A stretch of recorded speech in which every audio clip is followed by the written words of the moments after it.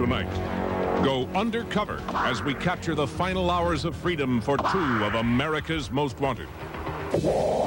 And an accused killer captured. Thanks to your tips, 179 fugitives behind bars. Tonight. Ain't them the prettiest things you ever did see? Can't even tell them from the real thing. We're gonna buy money. We're gonna sell 30 grand counterfeit for 10 grand real. I know just a customer. Then, Oprah Winfrey joins the fight to protect those who can't protect themselves. I intend to make this my second career, working as an advocate for the children. And You're dimwit, see if you can open that. a cycle of abuse spins out of control. I told you to keep those glasses on. I told you boys 20 times before. No toys in the house. I'm gonna tell! Shut up! America's Most Wanted. I think I have seen this guy. Please stop! Probably nothing. Here that good and evil meet. White shirt, armed with a knife and a revolver. 999, we have an officer down.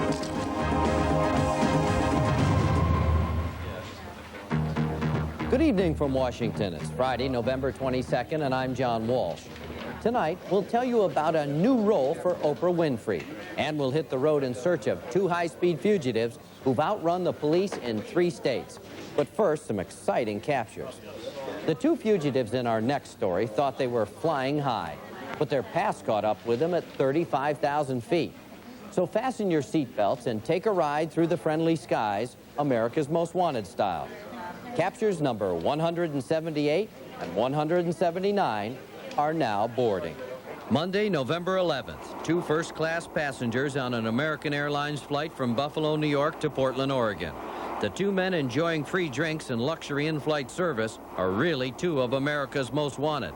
William John Dunn on the left and Gordon Wallace Mackey sitting near the window could easily afford the first-class tickets. Police say they are two of 3 Canadian con men who made $1 million a year scamming elderly citizens. Here's how the scam worked. Police say John Dunn played Mr. Ryan, a phony bank examiner. As head of bank security, it's my solemn duty to inform you that a dishonest employee has taken $4,500 from your account. Good heavens, that's practically my entire savings. Is there anything I can do? Well, if you really want to help, there is something you can do. I would like I to need you to withdraw withdraw $4,500 from my savings account. Are you sure you want $4,500, Mrs. McCullough? Yes, and be sure to put it in an envelope for me. Okay, I'll be right back. Good afternoon, sir. The second man. I was hoping you could change this into quarters. My son loves those video games. His role was played by Gordon Mackey, and he posed as a bank customer, watching the victim's every move. You'll have to drop it off with one of my agents. He'll identify himself as Agent 286. The third man, John Dunn's son, I was Edward. getting so nervous walking around with this money. Thank you very much. We appreciate your cooperation, and we'll be calling you later. We estimate that each one of the con men who were involved in this particular crime cleared approximately $1 million a year, all of which was being stolen from our elderly and senior citizens.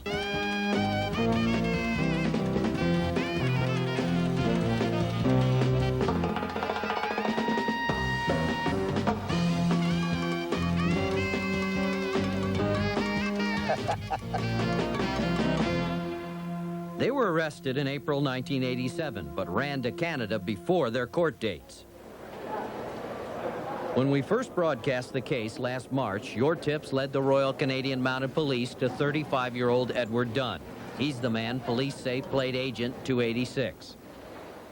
Dunn was hiding in the open in Calgary. In fact, he was performing on stage at the Ranchman's Bar. They called him Chainsaw because he was the type of bass player that just attacked the guitar, and he could play lead on a bass guitar, which is a pretty difficult thing to do. After our second broadcast, your tips told Sergeant Greg Zahar where the two other con artists were hiding. With the heat on, Dunn and Mackey wanted to deal. We'd been in the process of negotiating with the attorneys representing Mackey and Dunn since the original arrest of Ed Dunn after the first showing on America's Most Wanted. The talks dragged on for 6 months. Dunn and Mackey said they wanted to come back to the U.S., but wouldn't say when. But last week, we uncovered their flight plans. An America's Most Wanted reporter secretly went along for the ride and captured this exclusive video of the pair's last moments of luxury and freedom. Portland's International Airport last Monday night. When Dunn and Mackey walked through the gateway, they found an unexpected welcoming committee. Mr. Dunn, step over here, please. You're under arrest. Your other hand? Your name, Mackey? No, it is not. Okay. That's him right there. Dick. Put your hands behind you. Whoa, whoa, whoa, whoa. Put your hands behind you. Can you tell us why you're here, why you're in the United States? Came to give ourselves up, that's it. Get away from me. Is it because you were on our show, on the program? Who are you? I'm Donna Brandt with America's Most Wanted. Are you? Yeah. You look like you should be a candidate. Did you commit the crimes that you're accused of? Why would I want to talk to you? We'd like to do an interview with you. Why don't you take that camera and jam it? Dunn and Mackey are alleged to have scammed more than 100 victims in 3 states since 1981. But it was the small Eugene police force who wanted more than to just put the con men in jail. They were determined to recover the money stolen from trusting senior citizens. That was our priority, to get restitution and compensation to our victims. They were particularly vulnerable, and the theft occurs at a point in their lives when they were just basically unable to replace that money. In a plea bargain deal, the trio were given a 5-year suspended sentence, ordered to serve 90 days in jail, and pay $50,000 to reimburse 1 victim in Seattle and 3 in Oregon. And I have everything from the first clipping. The money means a lot to 71-year-old Althea McCall. When the trio conned her out of $4,500 in 1986, she was forced to move from her home. It does. It changes your life, your system and everything. And as I say, it just knocked down where I had to move. I couldn't afford to stay where I was. 2 days after the airport arrest, Althea went to the bank with a check for $7,500. The original amount she lost, plus $3,000 of interest. I like to deposit my check, and I feel like $1 million. Did you ever think to stay away? No, I didn't. But in a way, I had hopes. It makes me feel good. And I hope that they have learned their lesson. Now I bet I'll sleep tonight. After Dunn and Mackey serve their 90 days, they'll be deported back to Canada. Police in Eugene hope this marks the end of their criminal career. But if you ever get a call from anyone asking you to take money out of your bank account, don't be taken in. Call the police. There's a third capture this week. Last spring, we told you about Irene Court, a New York City apartment building held hostage by a vicious Jamaican gang called the Gullyman Posse. We asked for your help finding some of the members, and you did. Christopher Bentley went by the name Gravelhead. Police say Bentley was a key operative in the Gullymen, running drugs and guns in at least 3 states. The take, more than $60,000 a day. The Gullymen were ruthless. Police say when a gang lieutenant got out of line, the leader, Eric Vassell, called upon his executioner, Gravelhead, to kill him. Agents in New York City Police. In December 1990, police raided the posse's headquarters. Bentley was one of the key members who got away. Your tips put Bentley in Tampa, Florida. Last Thursday, 6 days of staking out this house paid off. FBI agents saw Bentley drive off in this Nissan. Bentley was arrested after a high-speed chase. His identification claimed he was born in Tampa, but his Jamaican accent gave him away.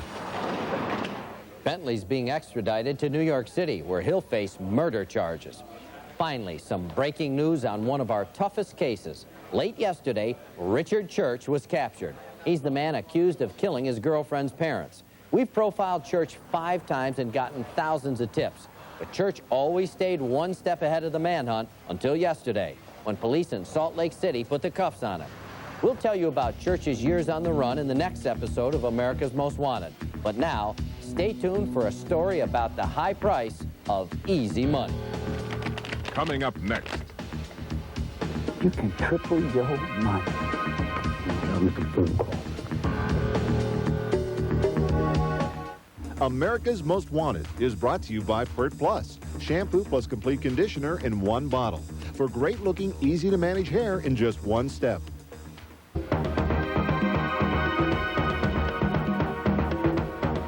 What would it take for you to break the law? Could you be tempted? About $5,000, $10,000, $20,000. Bobby Clyde Gardner was a businessman in the Piedmont region of North Carolina. He faced that very question, but he had no idea what the real price was. Then again, he'd never done business with Ricky Dale Brock.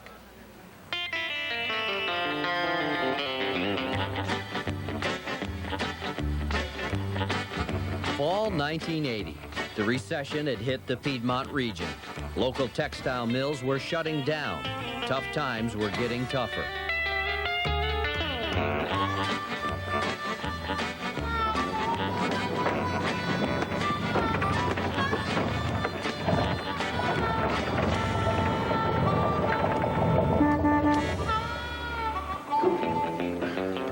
November 12th. 43-year-old Melvin Tracy Caudle just finished his early morning shift at a nearby mill. He stopped in at Brock's garage on his way home. Ricky Dale, you home? Anybody home? Where you at, Ricky Dale? Hey, Tracy. You scared me. Oh, you something, ain't you? I got you. Well, how's my old car? It ain't done yet. Gonna need a new starter. How much longer it gonna be? It ain't gonna get done till I get it done. Now, go on after the truck. You're gonna take me to the parts store. All right. All right. Ricky Brock was considered part of the criminal element. He had a minor criminal record and associated with people that did have criminal histories. If you sat down to talk to Ricky Brock, he may be just as mild and easygoing as anyone else that you would talk to. But he has the capability of becoming arrogant, also the tough guy stereotype that you see many times. Police say Caudle was just along for the ride, and Brock was the man with the plan. So now how much you gonna charge me for this starter? I mean, it's rebuilt. Tracy, you can stop worrying about money. Remember those two boys I told you I met down at the beach? Want to do that dealing with me? Yeah. Well, I just heard from them again. We're gonna make us some money. How's that? Those boys want to sell me some money, as much as I want. Cheap. How you gonna buy money cheap? I don't get that. You don't get anything, do you, Tracy? The reason the money is cheap is because it's fake. Counterfeit. Understand? Counterfeit.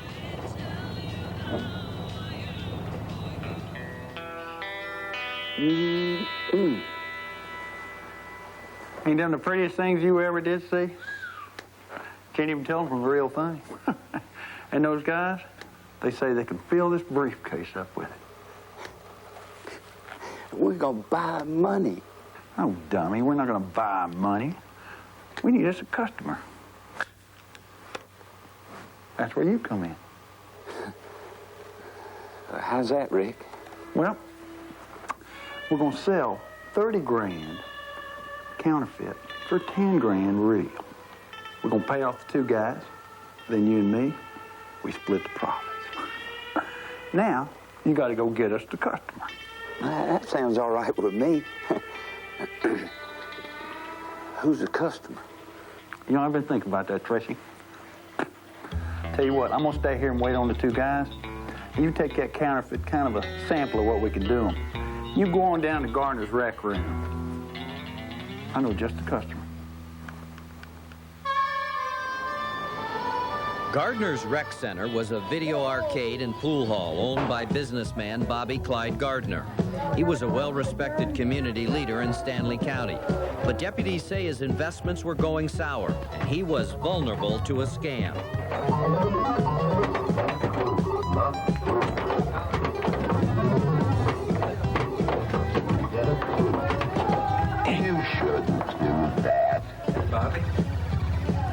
Trace?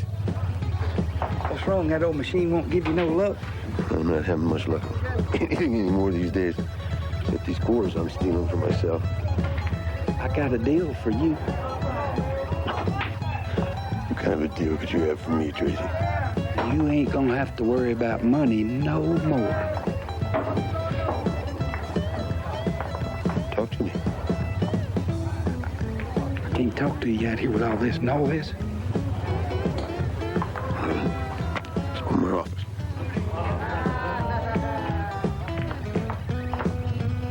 You are taking too long. Okay, Tracy, what do you got? Go ahead, check it out. What is it? Go ahead, just look at it.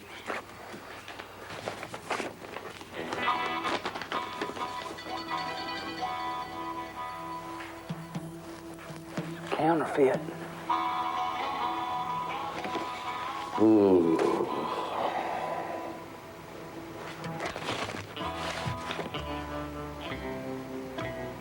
No, Tracy, this is illegal as hell. Oh, you can pass that easy.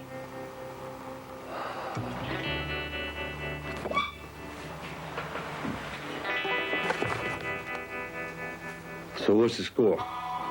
You give us $10,000, and we'll give you 30,000 of them.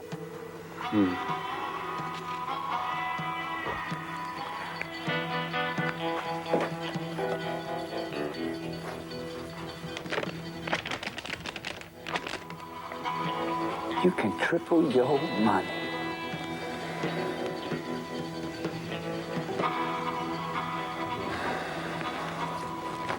I'll make a phone call. He never claimed he was perfect.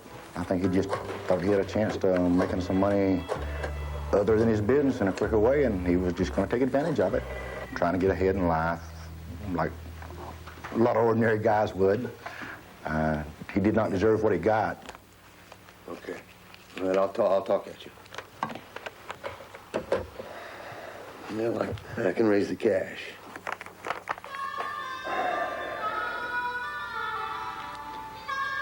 Okay, I'll do it. Now, you talk to him. Everything all right? Yeah, he's getting his money together right now. That's good. Now, you're going to bring him by here, right? Yeah, I'm going to bring him by just a little bit later, just like you said. You done good, Tracy. You done real good. Now listen, everything's cool on your end, ain't it? Oh, yeah. Got him right here. I'll be waiting on you. Okay, bye.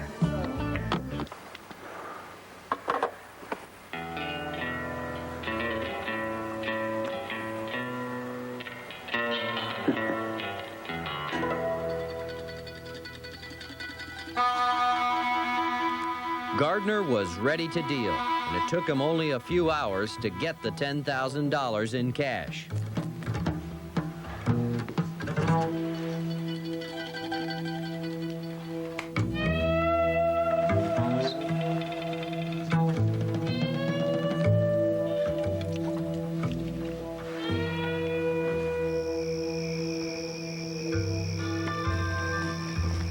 Why did you tell me it was Ricky Brock?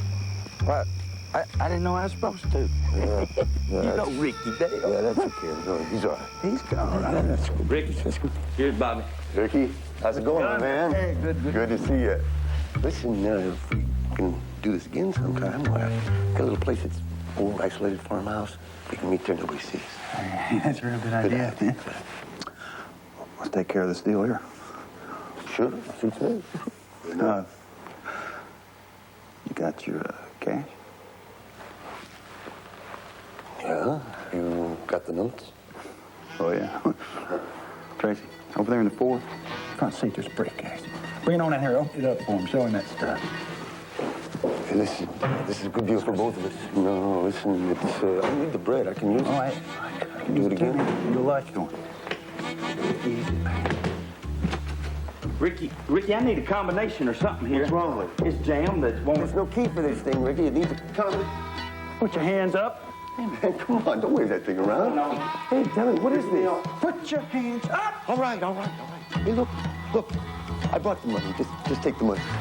Get your hands up! All right, they're up. Come on, man, come on. Take it easy. You're gonna have the money. Just don't do anything. Get over here and turn around. All right, I will. Come on, Big Dale, come on, man. Come, Ricky. In the middle of that plastic. Can't do it, Ricky. Ricky, please, God, Ricky. She brought a gun.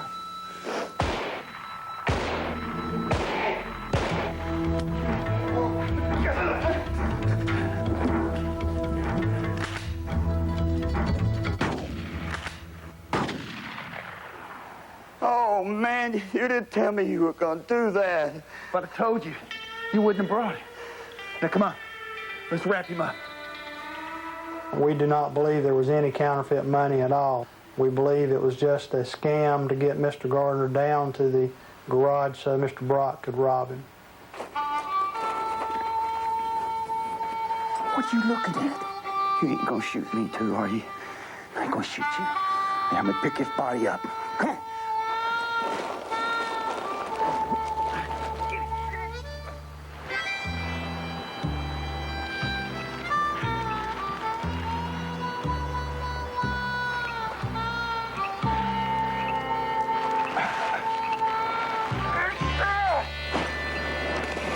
The way this happened and the brutality of it, to almost make it to the point where anyone can identify him, is hard to ever live with. And if I had ever had a prayer, it would be that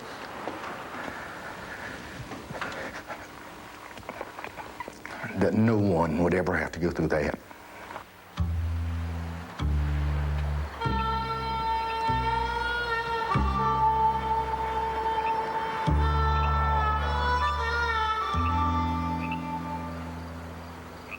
A few hours later, police found Bobby Gardner's body. Meanwhile, Melvin Caudle's conscience got the better of him. He told investigators the whole story. Caudle testified against Brock and served 3 years for his part in the crime. Ricky Dale Brock was convicted of first-degree murder. He got life in prison. He served just 10 years. Then, last May, Ricky Brock escaped. Notice the dramatic change in these recent photos. He's now nearly bald, and he likes to hide it with a baseball cap. As we showed you in our reenactment, Brock always has cigars with him, and he has a telltale scar. It's from a knife fight, and it runs across his left shoulder all the way from his back to his chest. He's always worked around cars, either as a mechanic or in some kind of body work, and police think he's probably still in the South. If you've seen Ricky Dale Brock, call us now, 1-800-CRIME-91.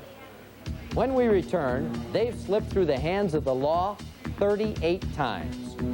Both Jesse James and Bonnie and Clyde, they fought it out with cops. I've never seen anything these Massey boys do but run.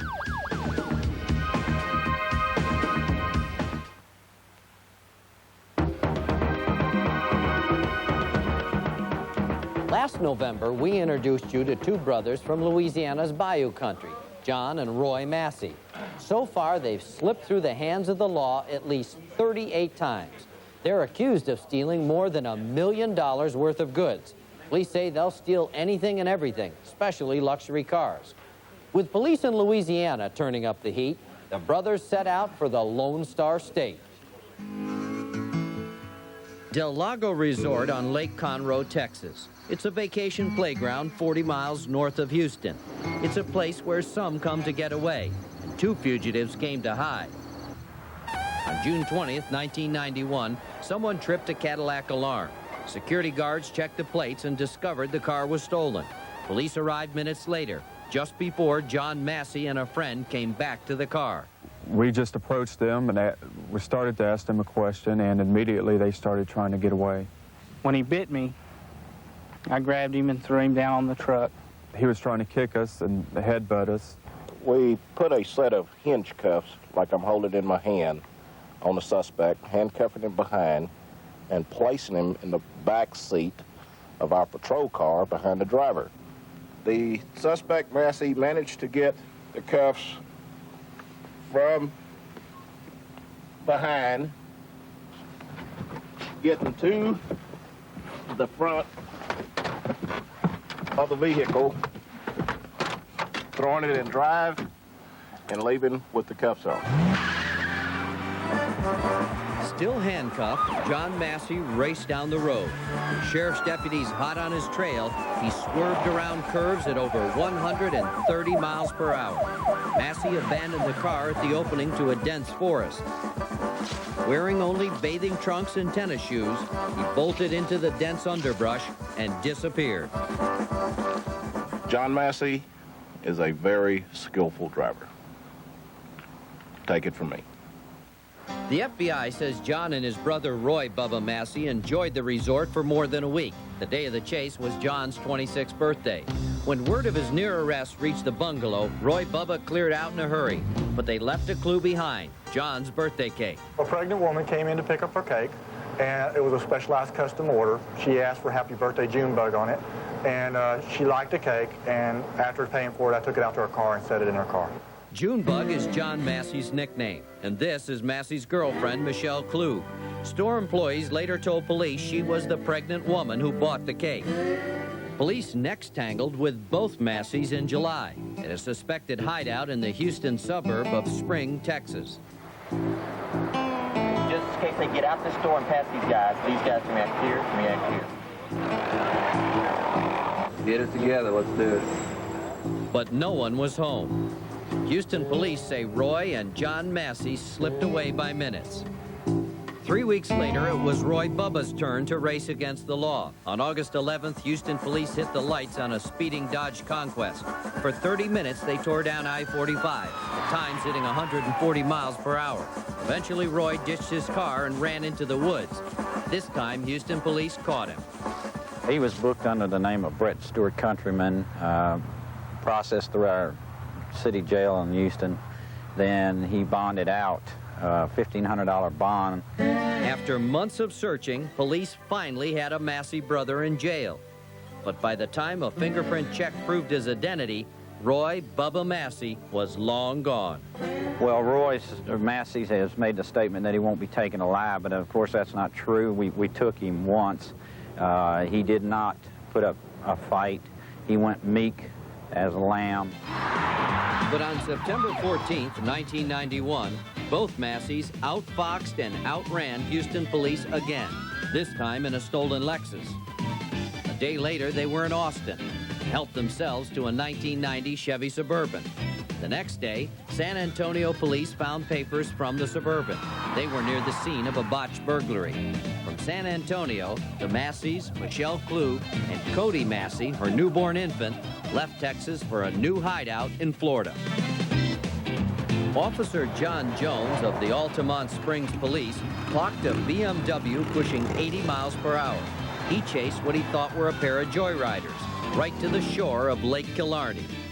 When we arrived at the lake, the couple had abandoned their vehicle in that wooded area. I saw them ahead of me in the water. I was able to come up here. I jumped in the water, caught the female, brought her back to this side, placed her under arrest. I then looked across the lake. The guy, who later determined to be John Massey, was out of the water and fleeing to the left over into the wooded area. The woman Jones arrested said she was Brenda Lee Ledbetter. She was photographed, fingerprinted, and then released. 2 weeks later, a fingerprint record revealed she was really Michelle Klug. Once again, the Massey clan was free and on the run. They might be in their mind a Jesse James or Bonnie and Clyde, but they're still amateurs. Both Jesse James and Bonnie and Clyde, they fought it out with the cops. I've never seen anything these Massey boys do but run. Police say the brothers were running again on October 22nd, when police in Atlanta chased a stolen 300ZX, but they got away, so keep an eye out for them. John Massey usually wears a thin mustache. He's known as a ladies' man, but he seems to have settled down with Michelle Yvonne Klug. Their baby Cody's 3 months old now. Roy Bubba Massey's a bodybuilder. He spends a lot of time in health clubs, but he likes to smoke Marlboro Reds. If you've seen the Massey brothers, be careful and call 1-800-CRIME-91. Later on in the hour, we'll talk to Oprah Winfrey about her fight to save the children. But first, stay tuned for the chilling confession of a child abuser. This isn't finished. Patrick, Next. you lied to me. Patrick! You ever finish one thing without me busting your head in, or you gonna amount to anything?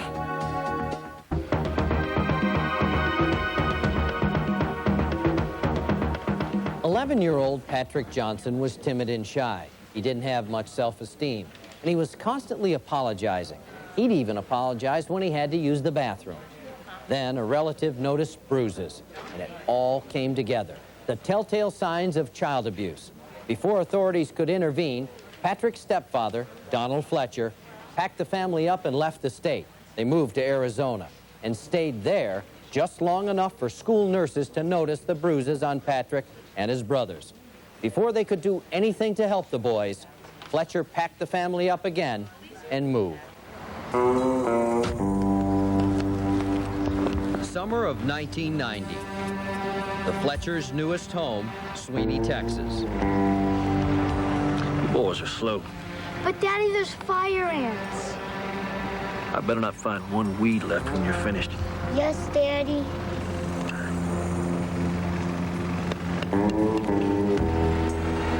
A demanding parent and strict disciplinarian, Fletcher often left work early just to check up on the boys, make sure their daily chores were done to his rigid standards. Hey, Patrick, want some help? It won't take me any time.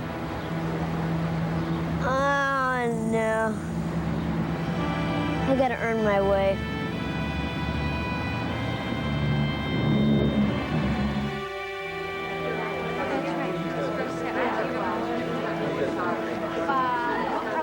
Mr. and Mrs. Fletcher? I'm Patrick's teacher. So nice to meet both of you. Thank you. I want you to know we place the highest emphasis on a child's education. Oh, well, that's really encouraging to hear. You know, when parents are Education involved... is the most important factor in a child's future. But you know, Patrick is such a nice boy, so well-behaved. You watch him. Boy's a manipulator. He's lazy. Oh, beg your pardon. I've never had a problem with him at all. Boy needs more homework. You're too easy on him. Well, I think we give what's That's what's the matter with this country. No challenge, no discipline. Schools are a joke. But... That's why America can't compete. We are raising a crop of intellectual worms here. Well, it was nice meeting both of you. I'm sure I'll see you again. Sure you will.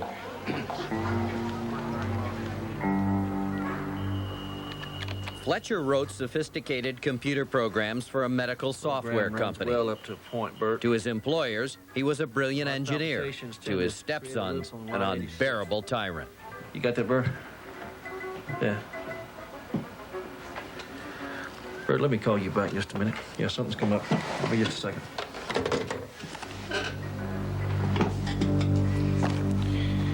What are you doing without your glasses on? Get up here. Get up here. Come here. You stand up straight when I'm talking to you. I told you to keep those glasses on. What do you think you're trying to do? They hurt me. I want them off. Honey, it's not that big a deal. We have been through this before.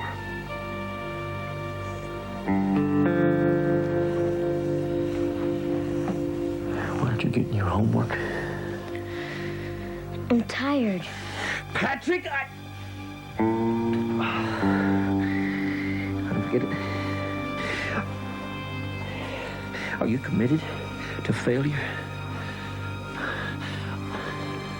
You disgust me. All right. You're too tired to get your homework. You're too tired to eat. Go to your room. Go to your room.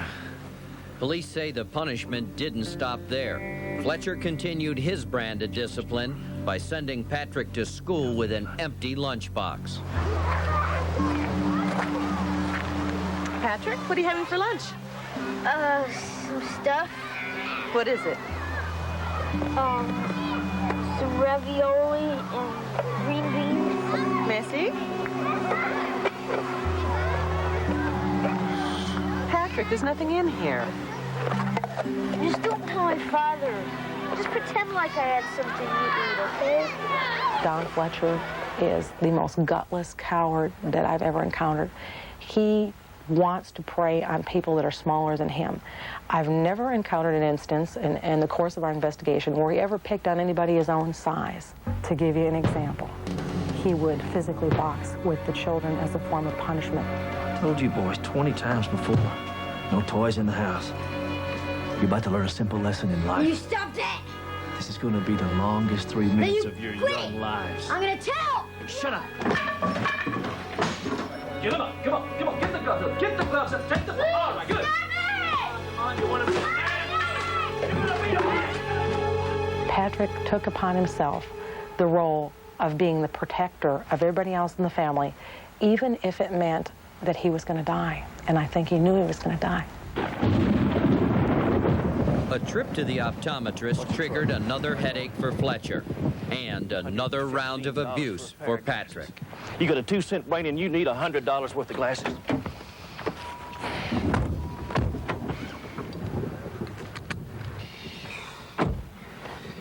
God, my head is killing me.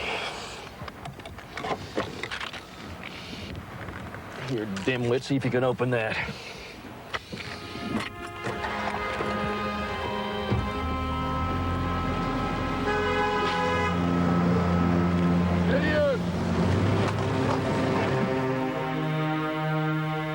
Patrick, have you finished your homework? Yes, ma'am. May I see it? This isn't finished. Patrick, you lied to me. Patrick! You ever finish one thing without me busting your head in? I'm tired. I'll do it later. Donald Fletcher was 280 pounds. Patrick was 70 pounds. Are you gonna amount to anything? Are you gonna dig ditches the rest of your life? Doesn't matter as long as I don't have to look at your ugly face. The very sickening thing about this is that Lucille Fletcher couldn't have cared less. Are you sassing your father? This is the man who premeditatedly, repeatedly abused a child. You're not my father. I wish you would die. You're gonna need some discipline, boy. Don't touch me. This 280-pound man started to beat him about the head and face. All Patrick did was try to avoid and survive. You gonna sass me He now? hit his head up against the wall, and then he fell to the floor. He got up again. Mr. Fletcher hit him again. His brain just hit his skull. Don Fletcher is a socially functioning child murderer, and there was no remorse. Patrick was unconscious and bleeding, but doctors say the Fletchers waited hours before they took him to a hospital. By then, it was too late. As Patrick lay dying, Donald Fletcher gave this chilling statement to police. And he started yelling at me, and I slapped him a couple more times, open-handed. He was still yelling, so I hit him, doubled up my right fist and hit him on the jaw. It seemed to be kind of okay, but then he just kind of faded out. So we got in the car, took him to the hospital. That's pretty much it. On July 5th, Donald Fletcher pleaded guilty to child abuse, and he was sentenced to 55 years in prison. But Fletcher convinced a judge to give him 2 weeks to put his affairs in order. Donald and Lucille Fletcher used that time to disappear. Fletcher's good with computers and machines, and he picks things up quickly. He learned to speak Spanish while waiting for his trial. He's a large man who needs medication for high blood pressure. While on the run, police say he's come down with a gout, so he may be limping. Recently, the Fletchers were spotted in Albuquerque, New Mexico. He'd grown a beard and was using the alias John Anderson. The couple was driving an old, dark gray Pontiac station wagon. Lucille Fletcher pleaded guilty to failing to protect her son. She was given 5 years probation. Just a week ago, both Lucille and Donald Fletcher were in the San Antonio, Texas area, but they may have moved on by now. If you've seen them, make that phone call, 1-800-CRIME-91. Lucille Fletcher's other two sons are with their natural father now. We wish them our best. We deal with a lot of disturbing cases here at America's Most Wanted, but this one is especially disturbing to me. I'd like to see the partnership work tonight and bring the Fletchers back to justice. We'll be back in a moment with a message from Oprah Winfrey. And there is nothing, absolutely nothing that angers me more than to hear of a child who's been abused, assaulted, or raped, or murdered by someone who had previous convictions for child abuse.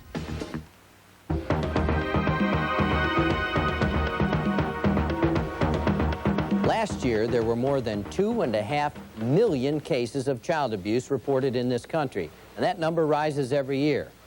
In order to prey on children, abusers have to get near children. That makes a lot of sense. And you know what? We make it really easy for them. Did you know that you can't rub down a sweaty horse at any racetrack in the U.S. without an FBI background check? But yet, you can be a convicted child molester or child murderer and get a job at a daycare center in 44 states. You can never imagine what it's like to be an abused child unless you've been there yourself. Last week, the country heard from a woman who's been there, Oprah Winfrey. So today I'm here speaking out on behalf of children, the children who wish to be heard, but whose cries, whose wishes, whose hopes often, I believe, fall upon deaf or inattentive ears. Last Tuesday, Oprah Winfrey testified before the Senate Judiciary Committee for a bill which would create a national registry of convicted child sex abusers. There is nothing, absolutely nothing that angers me more than to hear of a child who's been abused, assaulted, or raped, or murdered by someone who had previous convictions for child abuse, was able to plea bargain, released, and came out to molest and murder somebody else's child. That's what happened to 4-year-old Angelica Mina.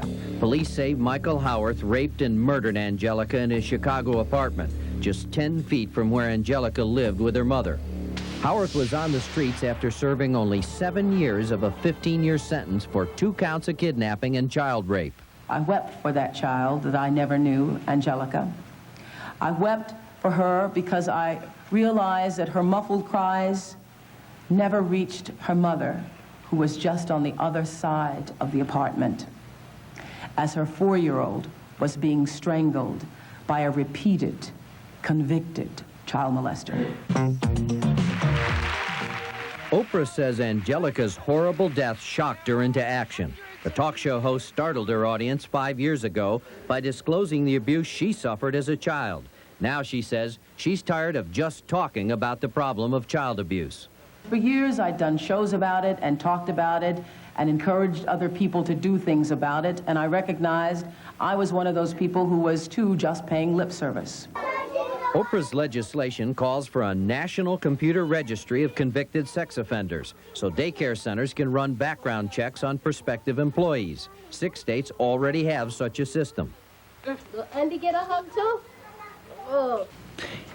Florida set up its registry in 1985 after a daycare worker was convicted of 14 counts of sexual abuse.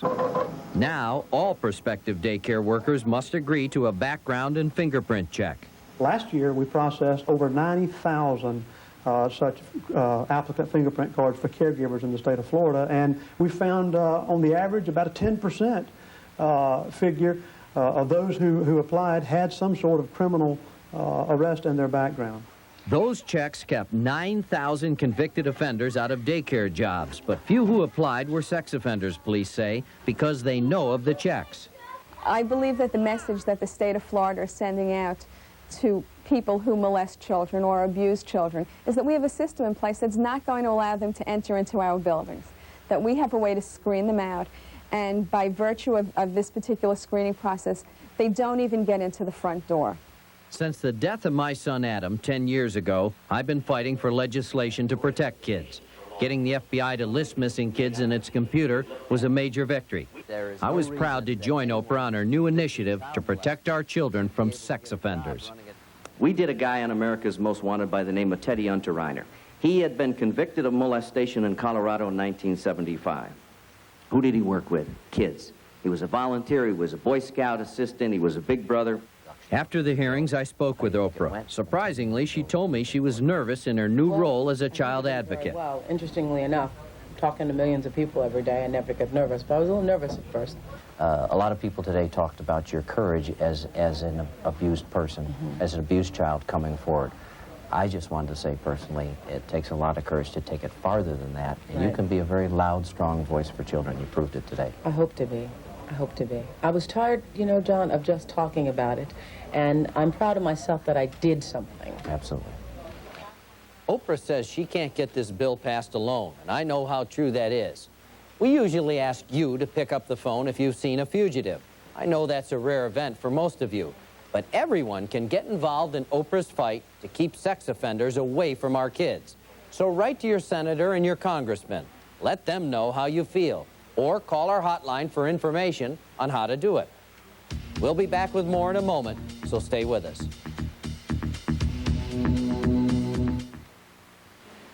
Now let's take another look at tonight's fugitives. Ricky Dale Brock's the convicted killer who escaped from a North Carolina prison. Police in 3 states are after John Lee Massey. They say he ran a theft ring with his brother. Roy Massey is charged with crashing through police roadblocks and attempted murder of a police officer. Donald Gary Fletcher is the man who pleaded guilty to beating his stepson. Next week, have a very happy Thanksgiving. We'll be back in 2 weeks. I'm John Walsh, and we'll see you then. Tomorrow night, you won't just be watching television, you'll be watching Bundy Vision, when Al Bundy hosts Fox Saturday Night, beginning with Cops and followed by Charlie Hoover and Get a Life. Later tonight, special guest Mayim Bialik surprises an unsuspecting fan on an all-new Totally Hidden video. Now, stay tuned for the best of the worst next.